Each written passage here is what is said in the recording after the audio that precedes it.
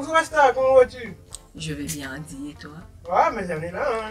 Quand j'ai dit Andy, c'est trop lourd dans ma bouche parce que je préfère donner toujours les petits noms à tout ce que j'aime bien.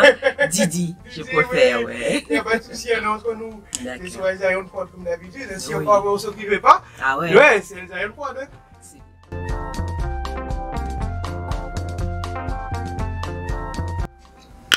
Ça fait 16 ans que je suis ici. Ça fait 16 années que tu es en Guadeloupe. Et à chaque fois quand je dis je veux partir, tout le monde me dit tu vas où? Tu es d'origine d'où? Camerounaise. Tu es une Camerounaise qui fait 16 ans. Africaine d'origine camerounaise. Et qui a fait 16 ans que tu es en Guadeloupe. Ouais. Ah. Bon, la Guadeloupe, comment tu trouves? La Guadeloupe, c'est mon deuxième pays. Déjà, à chaque fois quand je fais un événement, je revendique je veux la nationalité guadeloupéenne. Ah, française. Française, c'est trop dit. Je suis une bonne petite africaine. Je me confonds parmi les Guadeloupéens. Donc voilà, ce sont mes semblables. Voilà. Et Asta, depuis que tu es en Guadeloupe, tu as commencé par quoi? Alors, j'ai commencé d'abord en remplacement comme femme de ménage. Et je me rappelle bien, j'avais fait du repassage un jour et une dame que je connais bien, Rosny, elle est arrivée, elle a regardé, elle a dit « Oh là là, mais qui est-ce qui a repassé comme ça ?» Et à cette époque-là, je m'occupais des gens malades aussi. Je ne dirais pas en fin de vie, mais qui étaient dans un état où la famille n'est pas là et que, bon, c'est un cancer en stade avancé. Voilà. Donc, tu faisais de soutien à la personne exactement. À ce moment-là. Et qu'est-ce qui t'a amené à développer ta marque Asta Astuce? Et je me rappelle bien, c'est quelqu'un qui présentait les vêtements. Elle a dit, mais oui, tu t'appelles Asta et tu sais faire plusieurs choses et on dirait que tu es astucieuse. Donc du coup, on mettra astuce.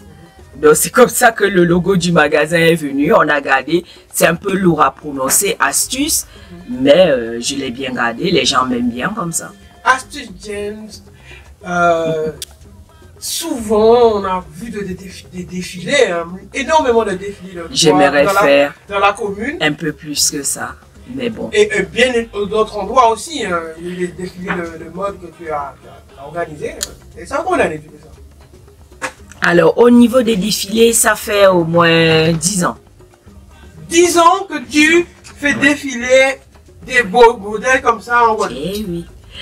Enfin, tout mon parcours, c'est toute une histoire. Si je commence à raconter... Raconte-nous ça. Aïe, aïe, aïe. Alors, j'ai fait de l'économie familiale et j'ai fait l'industrie d'habillement. Ah ben, c'est cette partie-là qui m'intéresse plus, la partie vêtements. Qu'est-ce qui t'a poussé à créer tes propres modèles de vêtements? Bernadine. Bernadine, c'est une très bonne amie à moi. Et un jour, elle arrive à la maison. En fait, j'avais ma machine. J'avais déjà les notions de couture. Je ne suis pas dans la haute, mais je suis un peu feignante en fait. Pas feignante, je suis craintive. C'est le mot qu'il faut dire, je suis craintive. C'est-à-dire, je peux le faire, j'hésite. Finalement, je n'ose pas et je préfère donner à quelqu'un d'autre de le faire pour moi. Pourtant, j'ai la capacité et la connaissance de le faire. Donc, du coup... elle me dit, oui, j'aime Mémorial, donc il faut que tu me fasses ma robe. J'ai dit, oh là là, mais ce que tu me demandes, c'est énorme. Mais je vais aller voir une amie qui a déjà une robe grand-mère, une robe créole. Je vais lui demander sa robe. Et effectivement, paix à son âme, elle est décédée, Foncette. Et Foncette m'a passé une de ses robes créoles.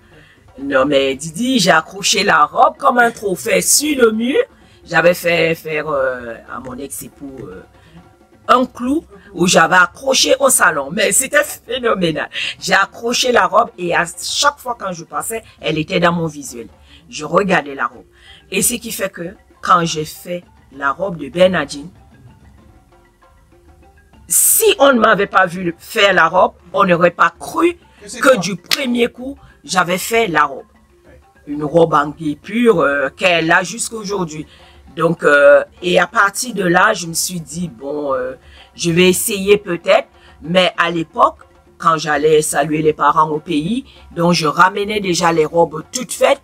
Donc la demande, elle est devenue énorme. Et un jour, Annie-Claude, je ne vais pas citer son nom, elle se reconnaîtra, elle passe à la maison et elle me dit, et Asta, mais une cliente aussi que je coiffais, elle m'avait déjà dit à l'époque, elle me disait, bon, à la maison, on va t'appeler tout le temps, viens faire telle chose et ça va te distraire. Donc le mieux, c'est que tu trouves un petit local où tu vas proposer tout ce que tu fais et tu vas coiffer. Ah, super. Donc ce soir-là, Annie-Claude, elle est passée à la maison. Je lui dis, oh mais regarde, il y a les vêtements partout. J'aimerais bien ouvrir une boutique. C'est d'où est venu exactement. Rappelle-moi le nom de la boutique, c'est quoi encore? Astuce Diam.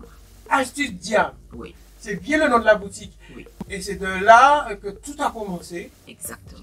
Et les défilés de mode. Qu'est-ce qui t'a poussé à faire les défilés? Alors,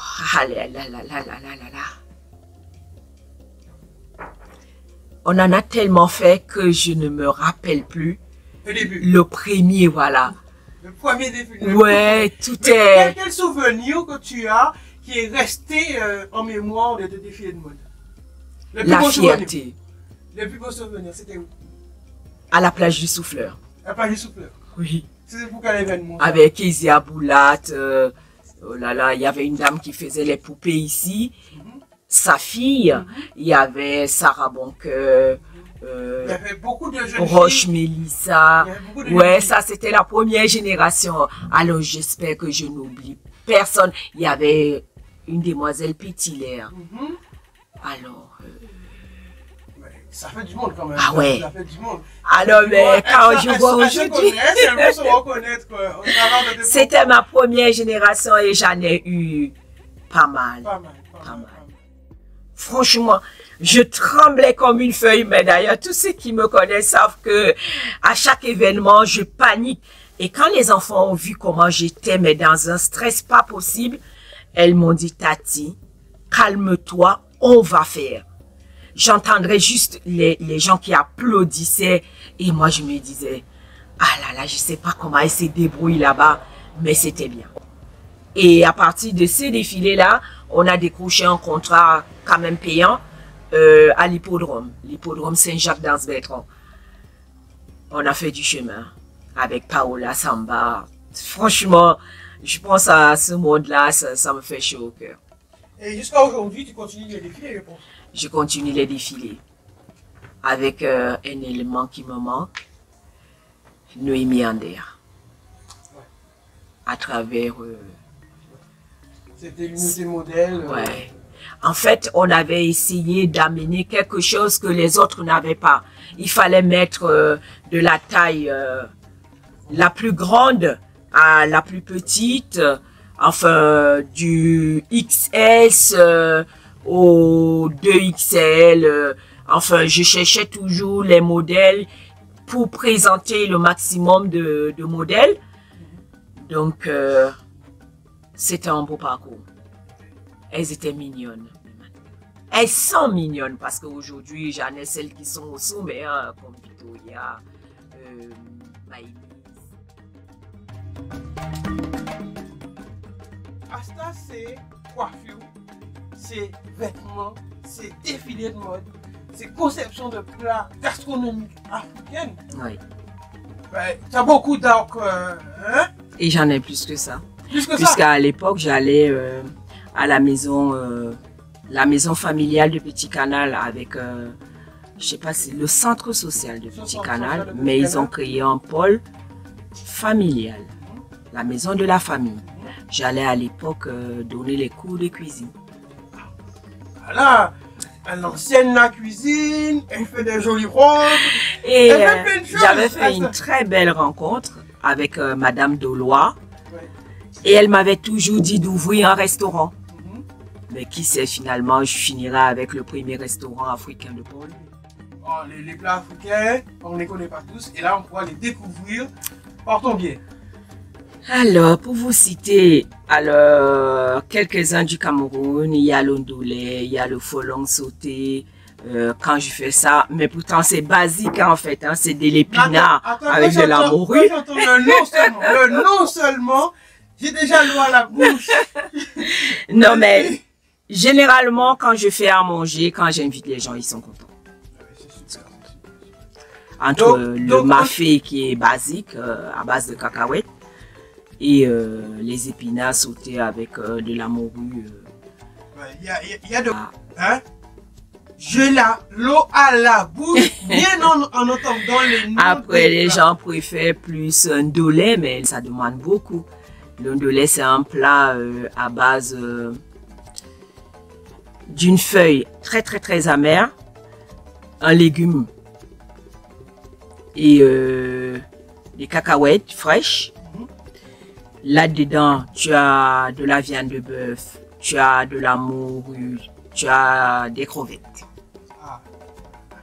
C'est un gros programme culinaire que tu me donnes. Ça demande du temps, mais le résultat, il est explosif en bouche. Donc, Asta, on a passé un moment avec toi, on a discuté un peu de toi, de ce que tu fais, tout ce que Asta sait faire. Redonne-nous les horaires du magasin. Alors, Didi, le magasin est ouvert de 8h à 17h pour les horaires officiels et officieuses parfois à 20h. Je suis toujours là. Donc, c'est mon bébé, je le pousse au maximum. Comme on dit, quand c'est ton truc à toi, il n'y a pas vraiment d'horaire. Alors, c'est de 8h à 17h lundi, mardi. Le mercredi, c'est de 8h à 12h30. Parce qu'il faut aussi que je me repose, étant donné que j'ouvre le lundi, donc je compense par le mercredi après-midi pour me reposer. Et jeudi, pareil, 8h, 17h, vendredi, pareil, samedi, pareil. Tout à fait. Et un numéro de téléphone pour qu'on puisse te contacter. 06 90 17 90 64. Ah, ben voilà. Sinon, sur Facebook, on me trouve aussi sur Astuce Jam. Sur répète ça encore bien fort, on entend bien. Sur Facebook, c'est Astuce Jam. Alors 06 90 17 90 64. Je reste joignable à tout moment. Ne m'appelez pas quand même à minuit. Hein. Eh bien, Asta, oui. Merci de ce petit moment. C'est moi qui te remercie. Eh bien, Asta, à bientôt. Oui. À bientôt. On se voit sur d'autres horizons. Oui. C'était El Zion Prod. Si you're pas ouvert, c'est occupé pas.